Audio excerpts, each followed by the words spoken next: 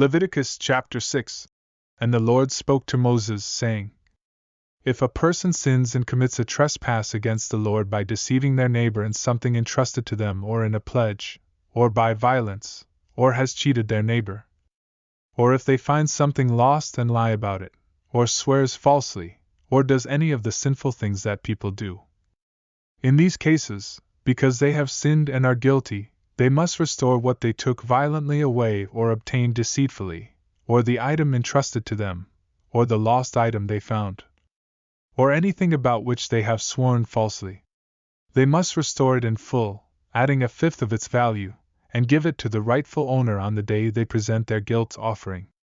They shall bring their guilt offering to the Lord, a ram without blemish from the flock, according to your valuation, as a guilt offering, to the priest. The priest shall make atonement for them before the Lord, and their sin shall be forgiven for whatever they did to incur guilt. And the Lord spoke to Moses, saying, Command Aaron and his sons, saying, This is the law of the burnt offering. The burnt offering shall be on the hearth upon the altar all night until the morning, and the fire of the altar shall be kept burning on it.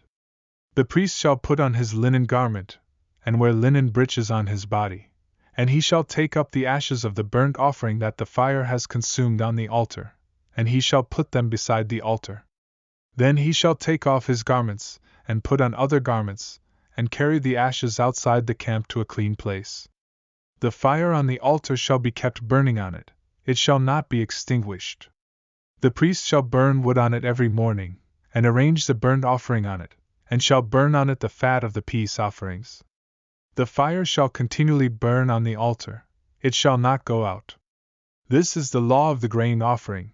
The sons of Aaron shall offer it before the Lord in front of the altar. He shall take from it a handful of fine flour of the grain offering, with its oil, and all the frankincense which is on the grain offering, and shall offer it up in smoke on the altar as a soothing aroma, as its memorial offering to the Lord. The rest of it Aaron and his sons shall eat. It shall be eaten as unleavened bread in a holy place. They are to eat it in the courtyard of the tent of meeting. It shall not be baked with leaven. I have given it as their portion of my offerings by fire. It is most holy, like the sin offering and the guilt offering. All the males among Aaron's sons may eat it.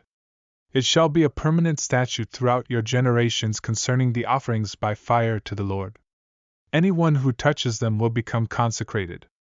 And the Lord spoke to Moses, saying, This is the offering of Aaron and his sons which they shall present to the Lord on the day when he is anointed, the 10th of an ephah of fine flour as a regular grain offering, half of it in the morning and half of it in the evening. It shall be made with oil on a griddle. When it is well stirred, you shall bring it. You shall present the grain offering in baked pieces as a pleasing aroma to the Lord. The priest who becomes the successor of him from among his sons shall prepare it. It is a permanent ordinance to the Lord. It shall be entirely offered up in smoke. Every grain offering of a priest shall be burned completely. It must not be eaten.